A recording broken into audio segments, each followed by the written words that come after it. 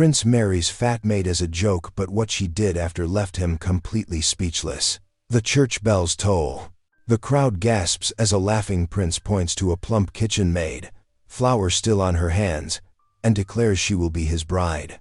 What begins as a cruel jest shakes the kingdom to its core. The wedding is mocked, yet when the maid speaks her vows, the hall falls silent.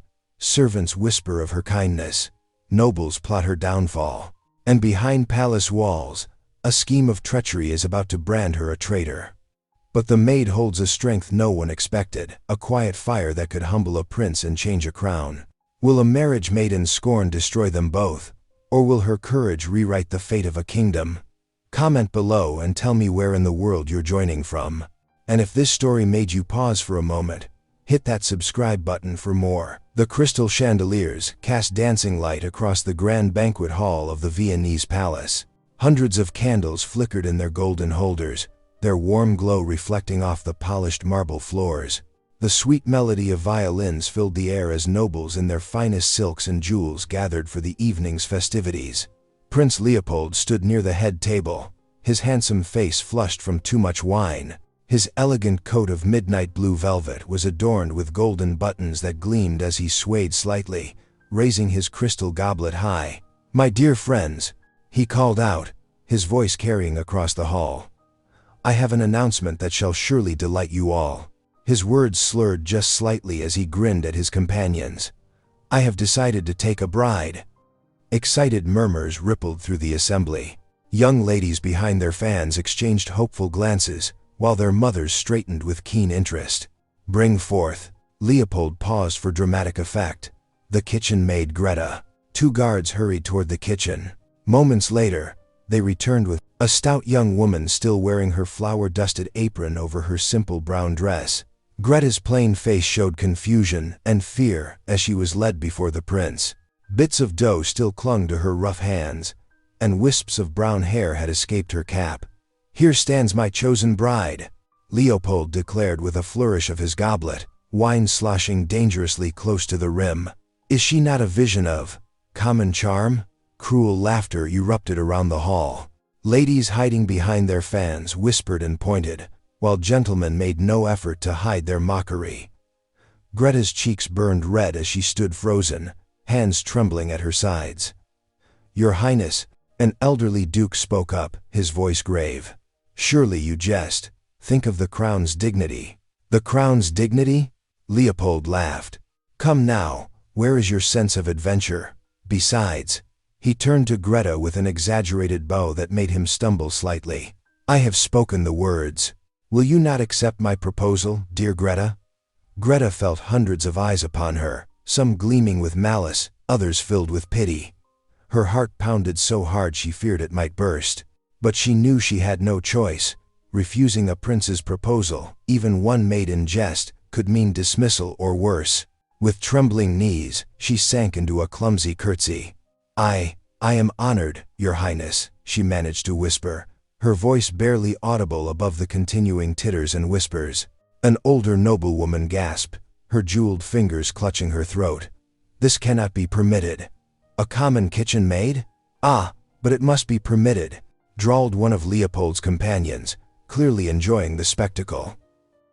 "A prince's vow, once spoken before witnesses, cannot be undone. Is that not our law?" More whispers rippled through the crowd, some nodding gravely at this truth. Leopold's smile faltered for just a moment before he raised his glass again. "Then let us drink to my unusual bride." Greta stood still as stone as nobles, reluctantly lifted their glasses, many refusing to meet her eyes. The musicians had stopped playing, leaving an awful silence broken only by whispered conversations.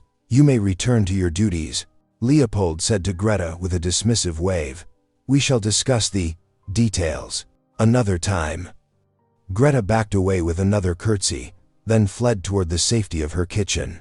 Behind her, she could hear Leopold's booming laughter, joining his friends as they gathered around him.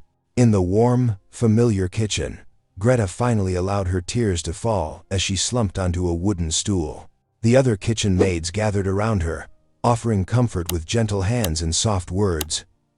"Poor dear," whispered Agnes, the oldest among them, making the sign of the cross. To be made sport of so cruelly. What will become of her? Martha murmured, glancing fearfully toward the great hall, where they could still hear Leopold's laughter. Surely he cannot mean to go through with it? We must pray, Agnes declared, taking Greta's trembling hands in her own. Pray that God will protect our dear girl from whatever tomorrow may bring.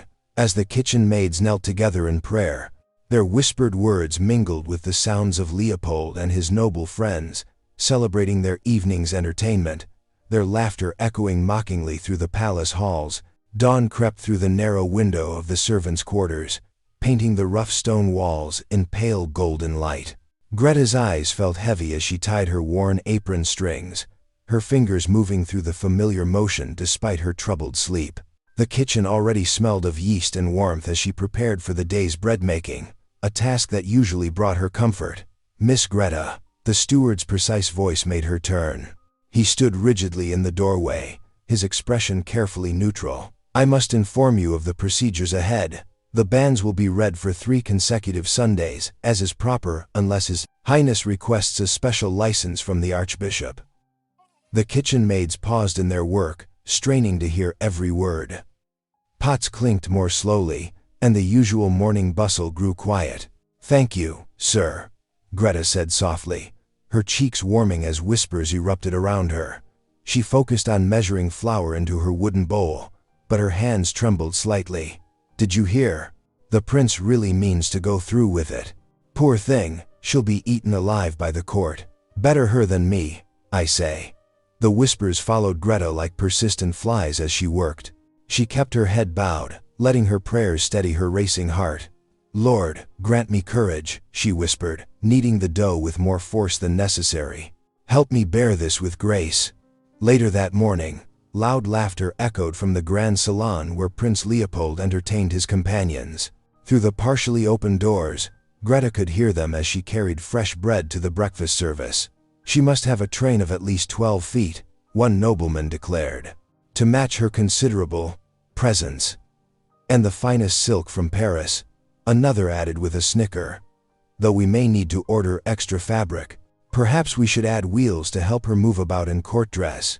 Leopold's familiar voice rang out, followed by fresh peals of laughter. Greta's steps faltered, but she didn't stop. As she placed the bread basket on the sideboard, she noticed the Queen Dowager seated quietly in the corner, her shrewd eyes fixed on Greta's face. The old queen's expression revealed nothing, but her steady gaze seemed to take measure of every reaction. Drawing a deep breath, Greta turned to face the laughing nobles. Your suggestions are most kind, my lords, she said clearly, though her heart pounded. I thank you for your attention to detail. She dropped a perfect curtsy, just as she'd practiced since yesterday. The laughter stuttered to silence. Prince Leopold's smile flickered for just a moment as he met her eyes, before he turned away to refill his wineglass. Sunday arrived all too quickly. The ancient cathedral bells rang across Vienna as townspeople filed into the church. Greta sat in her usual place among the servants, feeling the weight of hundreds of eyes upon her as the priest cleared his throat. I publish the banns of marriage between His Royal Highness, Prince Leopold of Austria, and Greta Müller, of this parish. The priest's voice echoed off the stone walls. A wave of muttering swept through the congregation. Ladies behind painted fans whispered furiously. Several merchants shook their heads in disapproval. From the royal box, Leopold was conspicuously absent, though the Queen Dowager sat straight-backed and attentive, her face unreadable. After the service, Greta walked home alone, her prayer book clutched tight against her chest. The fine ladies drew back their skirts as she passed, as if her common status might soil their silk. Young dandies pointed and whispered behind their hands. A group of market women clicked their tongues and muttered about ideas above one station.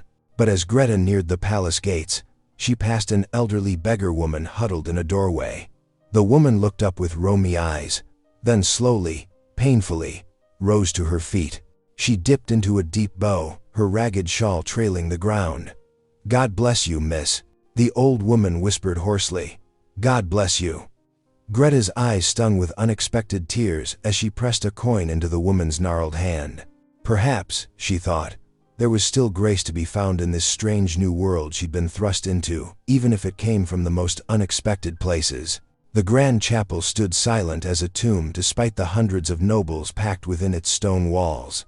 Sunlight streamed through towering stained glass windows, casting pools of crimson and azure across the marble floor. At the altar, Greta stood straight-backed in her hastily stitched wedding gown, the rough fabric scratching at her neck. The seamstresses had worked without care, leaving exposed seams and uneven hemlines that drew sneers from the finely dressed ladies of the court.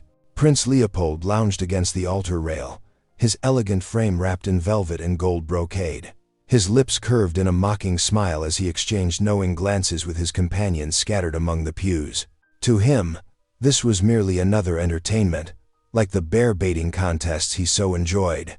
The air hung thick with whispers and stifled laughter. Ladies hidden behind painted fans pointed at Greta's ill-fitting bodice. Gentlemen made crude jests behind gloved hands. Yet Greta kept her eyes fixed forward, her hands clasped tightly before her as the priest began the ceremony. When the moment came for her vows, Greta's voice rang out clear and steady, filling every corner of the vast chapel. "I, Greta, take thee, Leopold, to be my wedded husband."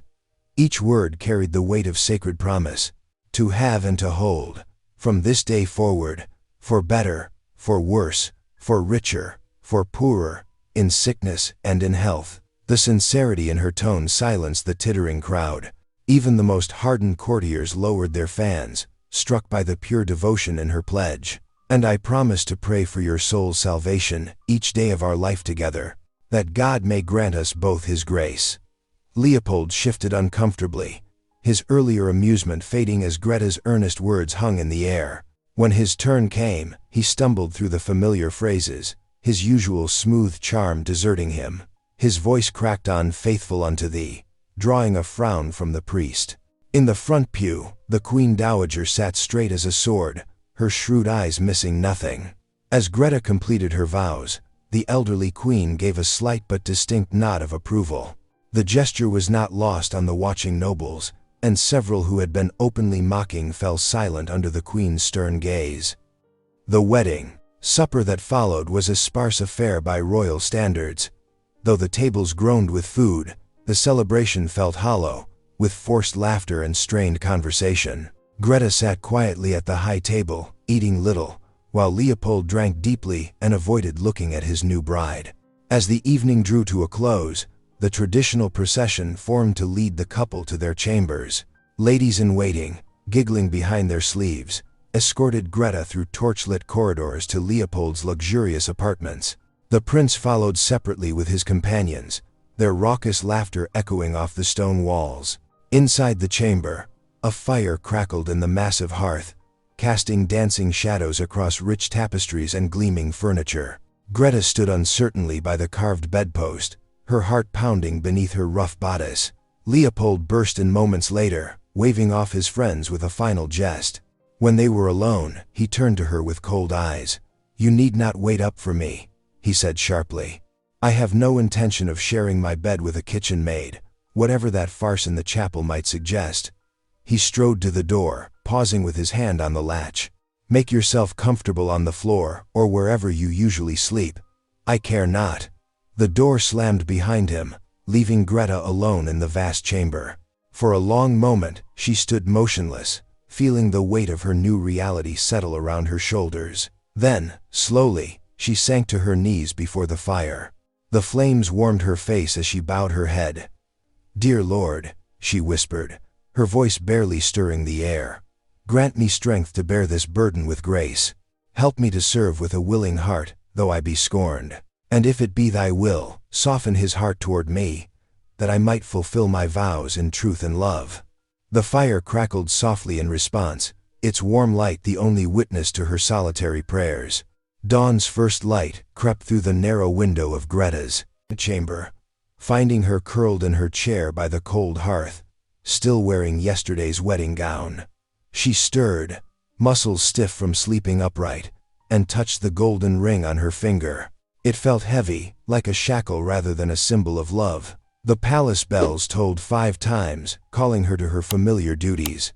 Without hesitation, Greta rose and made her way down the winding servant stairs to the kitchen. The morning air held the promise of fresh bread and comfort of routine. As she pushed open the heavy kitchen door, conversation stopped abruptly. A dozen servants froze, wooden spoons and mixing bowls suspended in mid-motion. Cook Martha's mouth fell open, sending a cloud of flour into the air. "Your Highness," Martha exclaimed, dropping into a clumsy curtsy. "You mustn't. That is, you're a princess now." Greta smiled gently, already rolling up her sleeves. "And the dough still needs kneading, does it not?" She moved to her usual spot at the work table, ignoring the stunned whispers around her. "The bread won't bake itself, and hungry mouths won't feed themselves." Gradually, the kitchen staff resumed their work, stealing glances at Greta as she expertly shaped loaves with flour-dusted hands. Her movements were sure and practiced, bringing order to the chaos of morning preparations. As the first batch of bread filled the air with its wholesome scent, Greta noticed the surplus of food being prepared. "Cook, Martha, what becomes of the extra loaves and meat pies?" "They go to waste most days, Your Highness. Court fashion demands fresh provisions daily." Greta's hands stilled in the dough. "Waste? When there are hungry children in the city?" She straightened, brushing flour from her wrinkled wedding gown. "From now on, we shall send the extra food to the poor quarter." The steward, making his morning rounds, overheard her declaration. He hurried forward, boots clicking on the stone floor. "Your Highness, I must advise against this. Such charity might be seen as unseemly. The nobles will say you're undermining the natural order." "Then let them say it," Greta replied firmly, though her heart fluttered at the thought of more ridicule. "I would rather face their scorn than face God having denied food to his hungry children." Throughout the morning, Greta organized baskets of bread and meat pies. She instructed young kitchen boys in their delivery, marking a crude map of the poorest streets. Word spread quickly through the palace of the new princess's common ways. Prince Leopold stormed into the kitchen near midday, his face flushed with anger. "What is this I hear about my wife playing servant? Have you forgotten your position already?" Greta met his gaze steadily. "I remember exactly who I am, my lord. Both who I was born and who I became yesterday through your jest." She gestured to the busy kitchen. "These good people serve us faithfully. Should we not, in turn, serve those in need?" Leopold opened his mouth to argue, but a commotion at the kitchen door drew their attention. A group of townspeople had arrived, bearing small gifts, fresh eggs, bundles of herbs, even a few copper coins. They bowed awkwardly to Leopold but saved their warmest smiles for Greta. "God bless you, princess," an old woman said, pressing a bunch of wildflowers into Greta's hands. "You've not forgotten us common folk." Throughout the afternoon, more visitors arrived. Servants whispered that the palace had never seen such loyalty from the townspeople. Even the guards stood straighter when Greta passed, touching their caps in genuine respect rather than mere duty.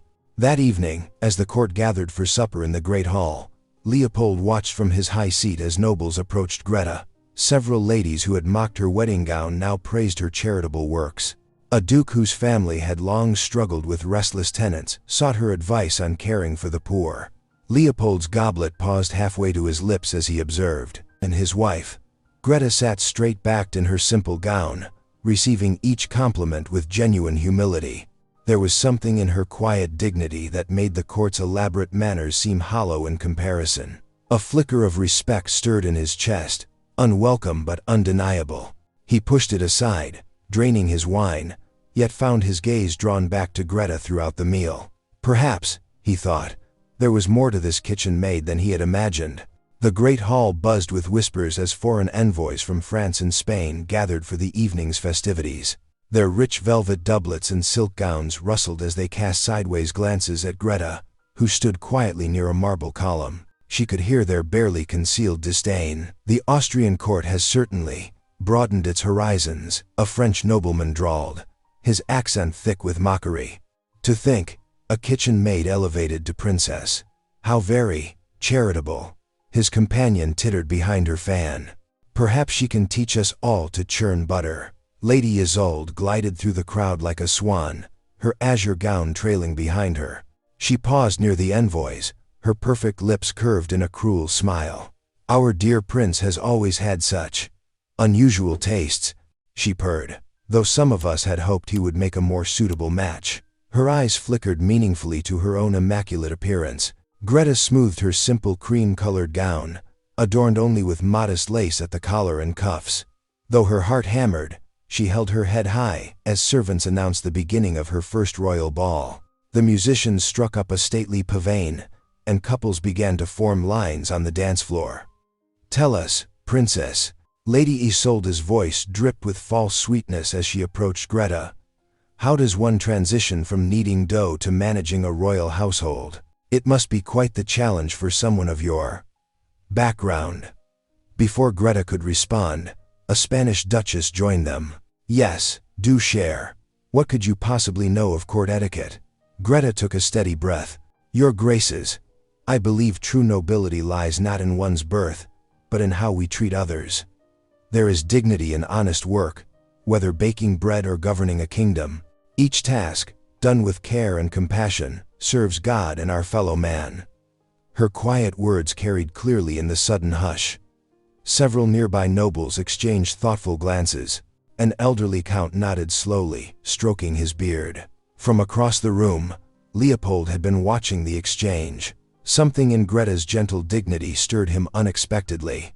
He crossed the floor with purposeful strides, his boots clicking against the marble. "My wife speaks wisdom," he declared, loud enough for all to hear. "Would that more of us understood the value of honest labor." He turned to Greta and offered his arm. "Shall we dance?" Surprise flickered across Greta's face, but she placed her hand on his arm with natural grace. As Leopold led her to the dance floor, she felt the weight of hundreds of eyes upon them. "I know the steps, my lord," she said softly. "The kitchen maids practice them while washing dishes." A smile tugged at Leopold's lips. "Then let us show them what a kitchen maid can do." They moved through the pavane with perfect precision, Greta's movements as measured and dignified as any courtier's. When the dance ended, scattered applause broke out. Leopold bowed to his wife with unexpected respect. The evening continued, and though some still whispered behind their fans, others approached Greta with genuine curiosity. She spoke of organizing the palace kitchens, of ensuring no food went to waste, of teaching young servants to read so they could better serve the household. Her practical knowledge and genuine concern for others gradually won over even some of the most skeptical nobles. As the ball drew to a close, Greta made her way back to her chamber, her feet aching but her spirit lifted by Leopold's unexpected defense. For the first time since their marriage, she felt a glimmer of hope. Yet in a shadowed alcove, Lady Isolde watched Greta's departure. Her fingers clenched around her fan until the delicate ribs threatened to snap. The sight of Leopold, dancing with his peasant bride, of nobles beginning to accept her, made Isolde's blood boil. Her years of careful planning, her dreams of becoming princess herself, all undone by a common kitchen maid. "Enjoy your triumph while you can, little baker," she whispered into the darkness. Her eyes glittered with malice as she watched Greta disappear up the grand staircase. Isolde's perfectly manicured nails dug crescents into her palms as she stood alone in the emptying ballroom, her mind already spinning webs of revenge. Dawn's golden light streamed through the palace windows as servants gathered in hushed clusters, their faces animated with excitement. In the kitchen, a scullery maid gestured with flour-covered hands, recounting the previous night's events to her wide-eyed companions.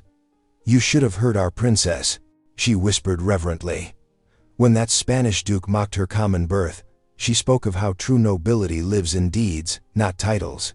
Even the Queen Dowager nodded in approval. "She's our true princess," another maid declared, earning earnest nods from the assembled staff. "Not like those painted peacocks who never spare us a glance." Beyond the castle walls, in the run-down district of Vienna, Greta stood amid scaffolding and workers, overseeing repairs to the city's largest orphanage. Her practical dark gown was dusty from the construction, but her eyes shone with purpose as she consulted with the master carpenter about reinforcing the crumbling walls. "The children need proper beds before winter," she insisted, checking her carefully written lists. "And the roof must be sound enough to keep out rain and snow." Unknown to Greta, Prince Leopold had followed her that morning, curiosity finally overwhelming his pride. He watched from the shadow of a neighboring building as she moved among the workers, offering encouragement and clear direction. His eyes widened as a group of small children burst from the orphanage, swarming around Greta with cries of joy. "Our motherly angel has come," they called out, tiny hands reaching for her skirts. Greta knelt despite her fine clothes, gathering them close as they showed her crude drawings and told her their small troubles. Leopold felt an unfamiliar tightness in his chest as he observed her gentle patience with each child. This was not the clumsy kitchen maid he had married to mock. This woman possessed a quiet strength that made his own behavior seem increasingly petty. But pride dies hard in noble hearts. Though Leopold's scorn began to crack, he could not yet bring himself to acknowledge the change in his feelings. He turned away, troubled by emotions he dared not name. In another part of the palace, Lady Isolde paced her chambers like a caged tiger, her elegant features twisted with rage. "A servant stealing what should have been mine," she seethed, crushing a delicate porcelain cup in her grip. "And now the common folk practically worship her." With trembling hands, she withdrew fresh parchment and a quill. Hours passed as she carefully forged letters in a hand similar to Greta's, suggesting secret meetings with a rival duke who coveted the Austrian throne. Each word was chosen with venomous care to hint at treason without stating it directly. "Your Grace," she wrote, "our plans proceed apace. The people's loyalty grows daily. When the time comes, they will support your claim." Her lips curved in a cruel smile as she sealed the letters with common wax. Later that day, she pressed a heavy purse into a messenger's willing hands. "These letters must be discovered during evening court," she instructed. "Make it appear accidental, but ensure they are seen." As twilight gathered and courtiers assembled for the solemn evening's proceedings, the trap was sprung. The messenger stumbled dramatically, spilling his satchel. Letters scattered across the marble floor, and directly at Leopold's feet. "Your Highness," the man stammered with well-rehearsed anxiety. "These letters, I was meant to deliver them secretly, but—" Leopold broke the seal of the first letter, his face darkening as he read. The court held its breath as more letters were opened and read aloud by the chancellor. Gasps of shock echoed through the hall at each damning line. Greta stood frozen, her face pale with confusion and growing fear. "My lord," she began, "I have never—" Leopold's hand tightened on the letters as he stared at his wife. The memory of her kindness to the orphans warred with the evidence of betrayal before him. His pride whispered that he had been right never to trust her, while his heart urged him to remember her unwavering honesty. But generations of noble training in suspicion and self-preservation won out. With visible reluctance, he gestured to the palace guards. "Take her into custody," he commanded, his voice hollow, "until this matter can be investigated." As the guards stepped forward to grasp Greta's arms, tears finally spilled down her cheeks. Yet she held her head high, the same quiet dignity that had marked her wedding day evident even now. Lady Isolde watched from the shadows, satisfaction gleaming in her eyes as Greta was led away. The stone walls of the tower chamber seemed to close in around Greta as she huddled near the single candle's feeble warmth. Her simple dress offered little protection against the damp chill that seeped through the ancient stones. Yet when young Mary, the kitchen maid, crept in with a tray of bread and water, her hands trembling, it was Greta who offered comfort. "There now, dry your tears," Greta said softly, taking the tray with steady hands. "All will be well." "But mistress," Mary whispered, her voice catching, "they say you'll be tried for them. Treason. How can you be so calm?" Greta smoothed the girl's hair, just as she had done for the orphans mere days ago. "Because I trust in truth, Mary, and in God's mercy." She guided the frightened maid to kneel beside her. "Shall we pray together?" Their quiet words of prayer drifted through the tower chamber, bringing peace to Mary's trembling form. When the girl finally left, her steps were steadier, though her eyes still glistened with tears. Below in the city, word of Greta's imprisonment spread like wildfire through the narrow streets and crowded marketplaces. Servants whispered of forged letters and cruel plots, while mothers recalled how the kitchen maid turned princess had fed their children during the harsh winter months. As the sun began to set, A crowd gathered at the palace gates. Market women clutched their shawls, laborers stood with caps in hand, and even beggars hobbled forward to join the growing throng. Their voices rose in a mournful chorus. "Justice for our princess," they called. "Free the merciful one." In his private chambers, Prince Leopold paced restlessly, the questionable letters spread across his desk. Sleep eluded him as his eyes kept returning to the delicate seal pressed into the red wax, a seal he had seen countless times before on perfumed notes passed at court. "Lady Isolde's seal," he muttered, running his fingers through his disheveled hair. The familiar pattern of roses and thorns seemed to mock him now. How had he not noticed it before? With growing urgency, he summoned the messenger who had discovered the letters. The man shuffled in, already sweating, despite the cool night air. "Tell me again," Leopold commanded, his voice hard as steel. "Exactly where you found these letters." My lord," the messenger stammered, withering under the prince's intense gaze. That is the truth," Leopold pressed, stepping closer. "Or shall I have the guards extract it?" The messenger crumpled to his knees. "Lady Isolde," he confessed in a rush of words. "She paid me in gold to say I found them among the princess's belongings." "Please, your highness, I have a family." Leopold's face darkened with fury. Without another word, he strode from the chamber, his boots echoing through the corridors as he made his way to Lady Isolde's apartments. The guards at her door stepped aside at his approach. He burst into her chambers without ceremony. Lady Isolde rose from her writing desk in surprise, her face paling as she saw the evidence clutched in his hand. "Your seal," Leopold said, his voice deadly quiet. "Your lies. Your plot to destroy an innocent woman." "Leopold, please," Isolde gasped, backing away. Her carefully constructed poise crumbled as he advanced. "I only thought to protect you, to save you from this misalliance. Surely you see that a kitchen maid cannot what?" He cut her off. "Cannot show more nobility in her little finger than you possess in your entire being? Cannot serve this kingdom with more grace and wisdom than those born to privilege?" Isolde collapsed to her knees, tears streaking her painted face. "Mercy, your highness, I beg you." "Mercy?" Leopold's laugh held no humor. "Like the mercy you showed my wife? You are banished from court, Lady Isolde.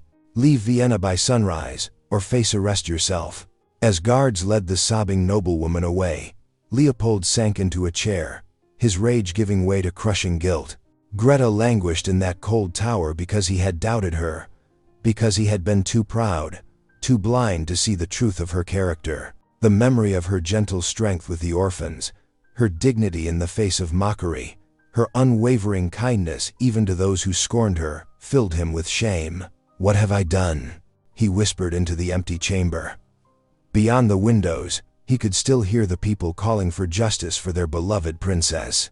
Morning sunlight streamed through the high windows of the great hall, where the full court had assembled for Greta's trial. The whispers of dozens of nobles created a constant murmur that echoed off the stone walls.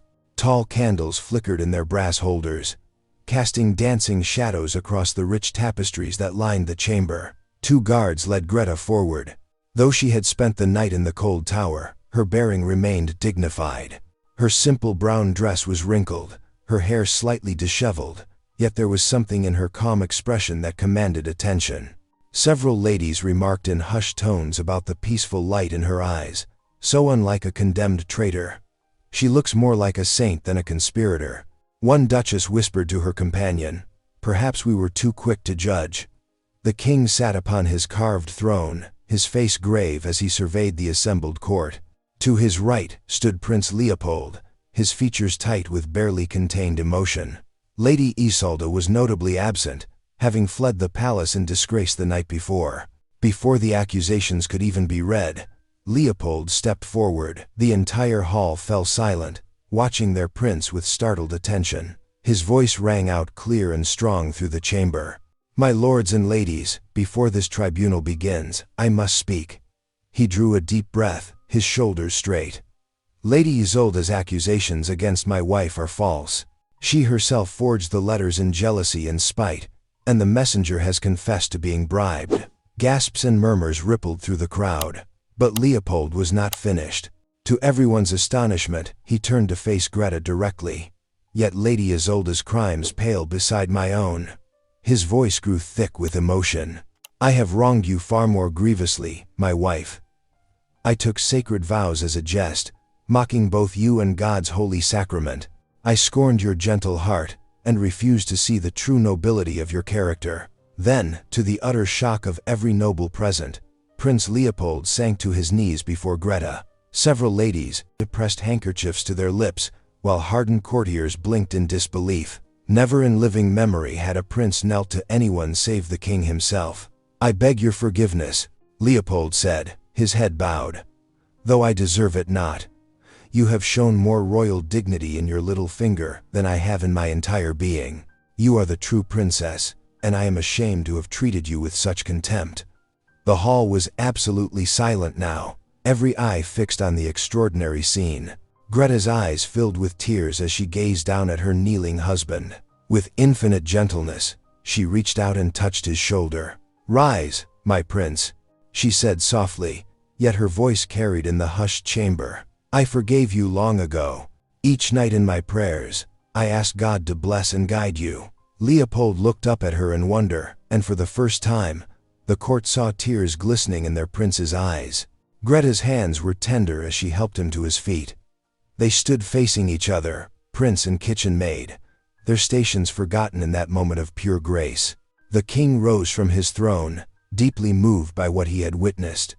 His commanding voice filled the great hall. "Justice has been served, but more than justice has been revealed today." He descended the dais steps, his rich robe sweeping behind him. "In this humble woman, we have seen the true meaning of nobility, not in birth or title, but in the grace of spirit that transforms all it touches." He turned to address the entire court, his presence filling the chamber. "I declare Princess Greta innocent of all charges. Furthermore, I name her and Prince Leopold the rightful heirs to this realm. For I have seen today that together, they shall rule with both wisdom and mercy." The nobles bowed low, many of them hiding tears of their own. Those who had once mocked the kitchen maid now pressed forward to pledge their loyalty. But Greta and Leopold barely noticed, lost in each other's eyes as years of the walls crumbled between them, replaced by the first tender shoots of true love. The palace halls sparkled with new life 3 days after Greta's vindication. Sunlight poured through freshly cleaned windows, making the marble floors gleam. The air was sweet with the scent of spring flowers, brought in baskets by townsfolk who lined up at the gates to honor their beloved princess. "Another gift, Your Highness," announced a servant, carrying a carefully wrapped loaf of fresh bread. Greta's eyes brightened at the simple offering, touching the still warm crust with appreciation. "From the baker's widow on Mill Street," the servant explained. "She says your kindness saved her children this winter." Greta accepted each humble gift: sprigs of lavender, hand-sewn linens, fresh eggs, and more bread than the palace kitchens could hold. With the same genuine gratitude she showed for golden trinkets from nobles. The great hall had become a meeting place where common folk and aristocrats mingled, united in their desire to celebrate the truth's triumph. That evening, as the sun began to set, Greta hosted an unprecedented supper in the main dining hall. Under crystal chandeliers, servants sat beside barons, stable boys next to counts. Leopold, at the head table with Greta, watched in amazement as his wife orchestrated this gathering with natural grace. "The divisions between us serve no one," Greta addressed the assembled crowd, her voice clear and confident. "When we share our bread and understanding, all are enriched." Leopold found himself nodding, studying her with new eyes. Gone was his shame at her common birth. In its place bloomed deep admiration for her wisdom. When Greta began speaking of her plans to improve conditions for the poor, establishing soup kitchens, building shelters, creating work programs, Leopold listened intently. He no longer saw suggestions from a kitchen maid, but the compassionate vision of a true princess. "We shall begin with the orphanage," Greta explained, spreading out careful drawings on the table. "Then expand to housing for widows, and finally, whatever resources you require are yours." Leopold interrupted softly, covering her hand with his. The tender gesture drew smiles from those nearby. The Queen Dowager, watching from her ornate chair, lifted her golden goblet. The hall fell silent as she spoke. "I have lived long enough to see many wear the crown," she declared, her voice carrying authority earned through decades at court. "But never have I seen its dignity so well restored as by this daughter of the people. She has taught us all that true nobility dwells in the heart." Applause thundered through the hall. Servants wiped tears from their eyes, while nobles raised their glasses. Greta bowed her head humbly, but Leopold caught the shine of joyful tears on her cheeks. As the evening drew to a close, the couple bid their guests good night. For the first time since their wedding, they walked together to the royal chambers, not as prince and unwanted bride, but as true partners. In the privacy of their room, with only candlelight to witness, Leopold drew Greta close. The fireplace cast a warm glow across her face as she looked up at him questioningly. "I began this as a cruel jest," he confessed, his voice thick with emotion. "I thought to mock you, to make sport of your simple birth. Instead, you have shown me what true nobility means." He touched her cheek gently. "You are my greatest treasure, Greta. What started as my shame has become my greatest pride and joy." Greta's eyes filled with tears as she reached for his hand. "God works in mysterious ways, my prince," she whispered. "Sometimes the path to love wins through thorny fields. Then I thank him for leading me through those thorns to you," Leopold replied softly, drawing her into a tender embrace. The candles flickered, casting their joined shadows on the wall, no longer divided by birth or station, but united in love that had transformed them both. The palace gardens bloomed in vibrant glory as spring returned to Vienna. Pink and white blossoms drifted on the breeze like nature's confetti, dusting the carefully tended paths where Greta walked in quiet contentment. Her simple blue gown swished as 5 children from the newly restored orphanage darted around her skirts, their laughter echoing across the garden. "Princess Greta, look what I found," called little Maria, holding up a perfectly formed rose. Greta bent to admire it, her warm smile drawing answering grins from the nobles who passed by. They bowed deeply now, their respect no longer forced but flowing from genuine admiration. "Your Highness," they murmured, some stopping to ask about the orphanage's progress or thank her for recent aid to their tenants. How different from those first cruel days, when whispers and sneers had followed her every step. "My love," Leopold's voice carried across the garden path. He strode toward her, a parchment bearing the royal seal in his hands. The children bobbed quick curtsies and bows before scampering off to play among the flower beds. "Father has made his decision," Leopold said, his eyes bright with joy. He unrolled the document and read aloud. "By decree of His Majesty, King Friedrich Wilhelm, Prince Leopold, and Princess Greta are hereby named heirs apparent to the throne, in recognition of their proven wisdom and compassion." Greta's eyes filled with tears as she remembered that terrible night months ago when Leopold had announced their marriage as a jest. She had stood trembling in her flower-dusted apron while courtiers laughed. Now here she stood, transformed not by fancy clothes or titles, but by staying true to her heart through every trial. "Who would have thought," she said softly, "that a kitchen maid would become heir to the throne?" Leopold took her hand, pressing it gently. "You were always meant for greatness, my love. I was too blind with pride to see it." Together they gazed. Across the gardens, where nobles and servants alike went about their duties, the old barriers between them softening day by day. "We shall rule as we have lived these past months," Greta declared, "with mercy for those in need. And humility before God and our people," Leopold finished. "You have taught me well, my heart." Hand in hand, they turned toward the chapel where bells began to ring for evening prayers. Their joined shadows stretched long across the garden paths, as the setting sun painted the sky in shades of rose and gold. True nobility lies not in birth nor beauty, but in the steadfast heart that loves. If something in this story whispered to your spirit, stay a while. Subscribe, and come back tomorrow. The next story may be the one you didn't know you needed.